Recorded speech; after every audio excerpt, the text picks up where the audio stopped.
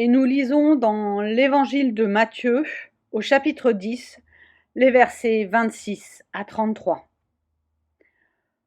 Ne les craignez donc pas, car il n'y a rien de voilé qui ne doive être révélé, rien de caché qui ne doive être connu. Ce que je vous dis dans les ténèbres, dites-le en plein jour. Ce qui vous est chuchoté à l'oreille, proclamez-le sur les toits en terrasse. Ne craignez pas ceux qui tuent le corps et qui ne peuvent tuer l'âme. Craignez plutôt celui qui peut faire disparaître et l'âme et le corps dans la géhenne. Ne vend-on pas 2 moineaux pour un as? Cependant, il n'en tombe pas un seul à terre indépendamment de votre Père. Quant à vous-même, même les cheveux de votre tête sont tous comptés. N'ayez donc pas peur, vous valez beaucoup plus que beaucoup de moineaux. Quiconque donc se reconnaîtra en moi devant les gens, je me reconnaîtrai moi aussi en lui devant mon Père qui est dans les cieux. Mais si quelqu'un me renie devant les gens, je le renierai moi aussi devant mon Père qui est dans les cieux. Ce que je vous dis dans les ténèbres, dites-le en plein jour. À l'heure où les frontières entre vie privée et vie publique sont de plus en plus ténues, menacées, ou sur les réseaux sociaux, dans les médias, nous pouvons assister parfois à un grand déballage des intimités, des vies personnelles, sexuelles, parfois même spirituelles. Cette parole peut nous faire réfléchir. À l'heure où ces technologies accélèrent ce processus viral qui échappe aux réglementations et au contrôle, Jésus ferait-il l'apologie de cette transparence, de cette communication à outrance, de cette médiation sur soi, attendue qui nourrit l'appétit et les convoitises?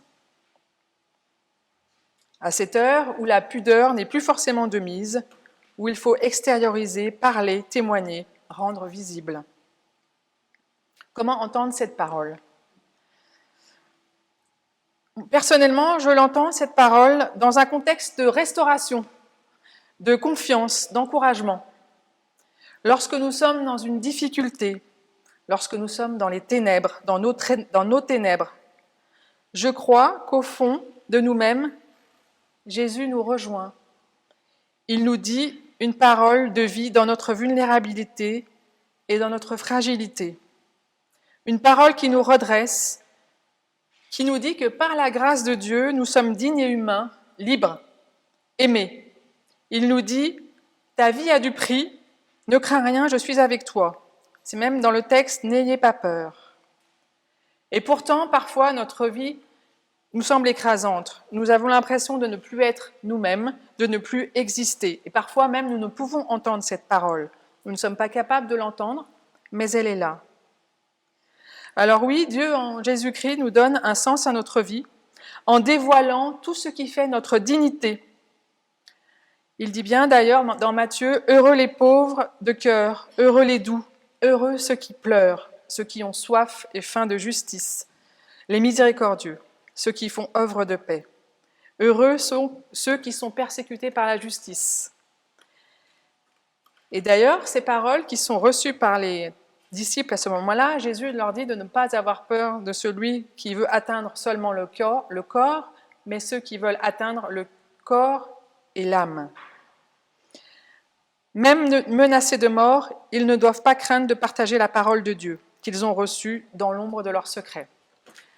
Parole difficile à entendre, telle est leur vocation, tel est aussi l'appel qui nous est donné d'être témoins de cette parole de vie auprès de ceux et celles qui souffrent. Et en pensant à la peine ou l'atteinte du corps et de l'esprit, je pensais à ces personnes qui sont sous emprise, comme il est parfois difficile d'arriver à en sortir, comme il est parfois difficile de les accompagner, de leur dire qu'elles valent mieux que ce que l'autre ou les autres ont voulu leur faire croire. Mais comme c'est dur ce chemin. Et il faut que nous soyons là pour inlassablement dire cette parole, inlassablement être témoins que la vie est plus forte que la mort malgré tout. Jésus parle d'ailleurs de géhenne. GN qui veut dire enfer, torture. Et en fait, torture, j'ai regardé, GN, c'était même une expression qui était passée dans le français courant au XVIIe siècle ou XVIIIe. On disait on va soumettre quelqu'un à la GN. C'était vraiment soumettre à la torture, donc avec tout ce que ça a d'enfer, de souffrance morale et physique. Alors, doit-on cacher des paroles qui, au plus profond des consciences, donnent la vie? Non, bien sûr. Alors que tant de contemporains, tant de gens souffrent, c'est à nous de leur porter cette parole, de leur donner une parole de vie qui relève. C'est pour ça que nous sommes appelés à les proclamer sur le toit des terrasses, mais c'est-à-dire aussi à les dire dans la vie de tous les jours et à la témoigner d'une manière qui soit audible, qui soit adaptée à notre temps, qui s'adresse à chacun, chacune dans sa spécificité, dans son identité. Et c'était d'ailleurs le sens de notre théologie de la semaine dernière, de notre dernier jeudi de la rencontre, la semaine dernière, sur la théologie queer, où nous avons vu comment Dieu aime chacun, chacune, quelle que soit son identité, quelles que soient les difficultés traversées, quels que soient les coins sombres, lorsque ces personnes sont rejetées pour leur orientation par leur famille ou par leur entourage.